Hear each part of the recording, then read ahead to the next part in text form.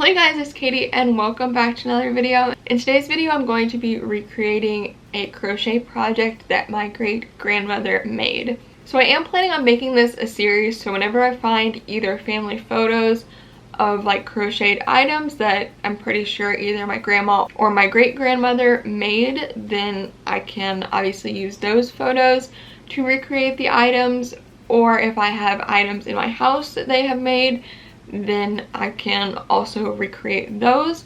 But for this first video, we're just doing a really simple one. So I have this old picture here. I'm gonna take a picture of this picture and put it on the screen for you guys so you can see what I'm talking about. I will move myself over here a little so you can see. So in this picture, you have my great-grandmother in the doorway, and you have her brother holding a crochet project that we are assuming she made, and then my great-grandma's grandson. I'm going to be recreating this crochet project that is in this picture. So I'm assuming it is like a dishcloth or a pot holder or something of that nature, but I'm going to be doing my best, even though it's a low quality picture, I'm going to be doing my best to match the colors and the stitch and try to recreate this item.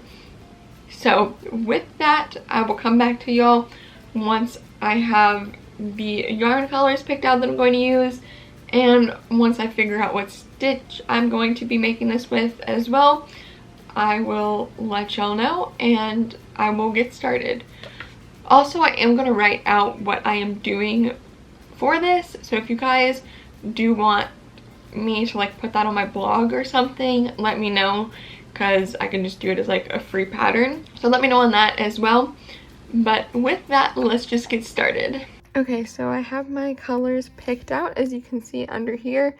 So this looks to me, after looking at it for a really long time, it looks just like a typical granny square pattern, where you start off with kind of a circle in the center and then 3 to 4 stitches in each. I'm assuming double crochets because they look pretty tall. So this is the colors I have picked out, and then I'll walk you guys through how I'm actually making it. So we have this orange color to go in the center. All of these are Red Heart Super Savers, so I'm just going to say the color name. This one is Pumpkin. Then for the next color, we have this yellow. This one is Bright Yellow. Next, this looks like a dark brown to me, but I don't actually have a brown that is dark enough for this. So I'm going to be using black, which this one doesn't have a tag, but it is a black Red Heart Super Saver. Next, it looks like a tannish color. So I have the color Buff for that. Then next, it looks like a off-white. So I have Soft White for that. And then there is like a sort of a light blue color at the very end. So I have Country Blue for that. So that is the yarns I'm going to be using, and I will basically walk you guys through how I'm starting. And after I start, it's basically going to be the same repeating pattern. I'll tell you how many rows I do for each color. So yeah, here is the color palette. Also, I have a size I hook because this one goes along pretty well with the Red Heart Super Savers. So that's what I'm going to be using for this. Okay, so I have the picture right here, and I'm just going to be showing you guys what I am doing. So I'm starting out with a slip knot, and I'm going to be chaining 4. Now that I've chained 4, I'm just going to slip stitch into the first chain here. And then in the center of all of these chains is where I'm going to be working into. But before that, I'm going to chain 2, and then I'm going to double crochet 3. Now that I have double crocheted 3, I'm going to chain 2 and double crochet 4. Now that I've done that, I'm going to again chain 2 and double crochet 4. And once I'm done with that, I'm going to do that one last time. Okay, so now I have 4 double crochet here, 4 double crochet here, 4 double crochet here, and then 3 double crochet here, counting the chain as one of the double crochet stitches as well. So now I'm going to be chaining 2 and then slip stitching into the top of this over here. And now is when I would chain 2 again and then go into this chain over here with 4 double crochets. And I'm going to chain 2 and then do 4 more double crochets in this same area. And now we're skipping and going over here to do 4 double crochets. Now chaining 2 and doing 4 more in the same area. And now repeating that process in this one too. Okay, and now this last one is where we started.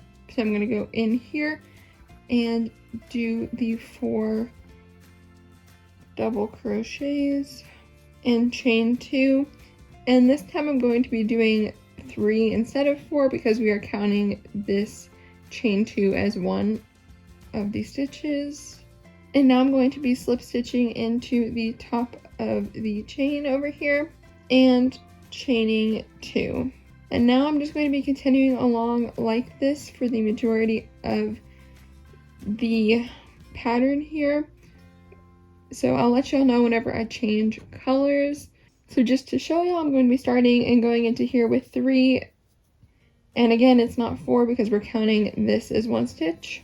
And then since this next one is a corner, we're going to be doing 8 total with the 2 chains in between the 4. And I'm going to just be continuing this along. And I will update you guys whenever I am going to change to the yellow color because that will be the next one.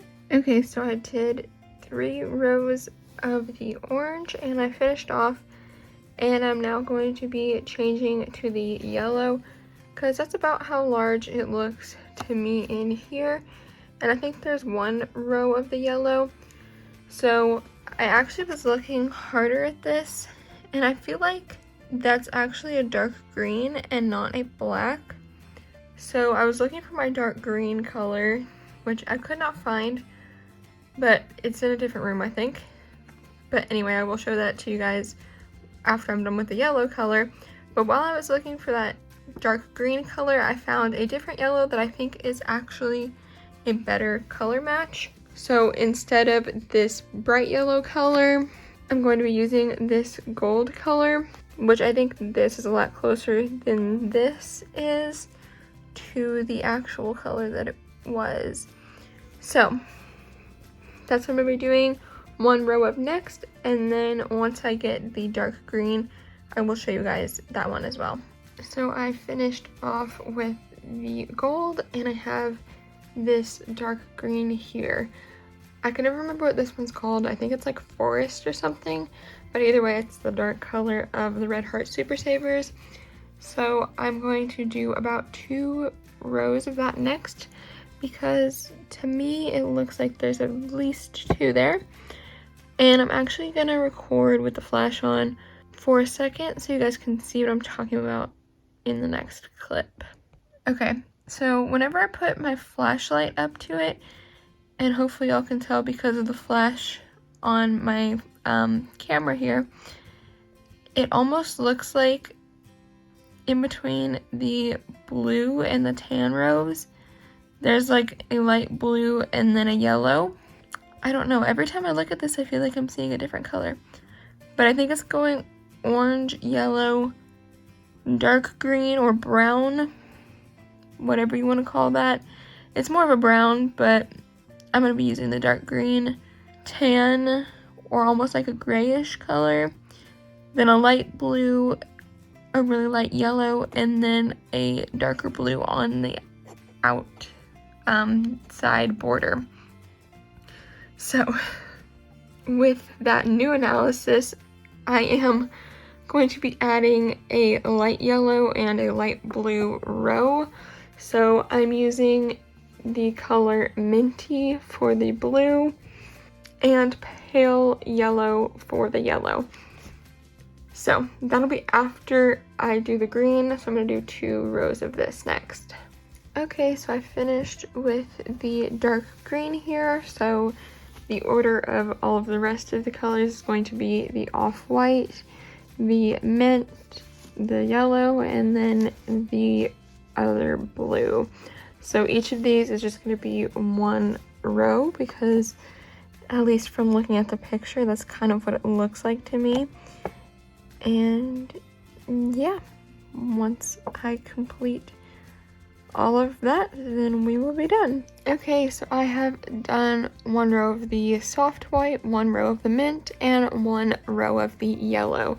So the last color that I need to do is this blue here, and then I will be weaving in all of my ends, because I don't know if you can tell, but there's quite a few of them here.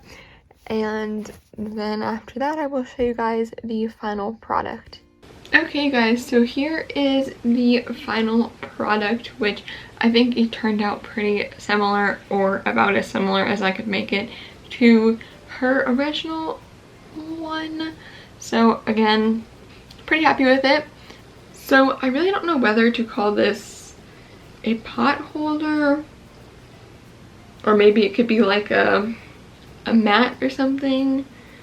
I don't really know what to call it, but I think it turned out pretty cute anyways, and it turned out a lot like hers, if I do say so myself. So I hope you guys enjoyed this video. I thought it was a really fun concept, and again, make sure you guys let me know if you want to see me do this again, because I have plenty of family pictures as well as projects actually in my house that I could recreate that are from my grandmother or my great-grandmother. So I will be doing both of those in future videos if you guys want to see that. So just as a reminder, there will be links in the description box for you guys for all of the materials I used, as well as like the color names listed out for you, because I know I changed which colors I was using so often, so I will list only the ones that I used as the final product in the description box for you. But with all of that, thank you all so much for watching this video. I hope you enjoyed. If you did, please do give it a big thumbs up. Let me know in the comments down below what you guys thought of this video, and if you want me to do more in the future. If you guys do want to see more from me, you can check out more videos of mine, my blog, my Etsy shop, my podcast, and all of my social medias. All of that is always included in the description box down below for you guys. And with all of that, thank you all so much for watching, and I'll see you guys in the next one. Goodbye!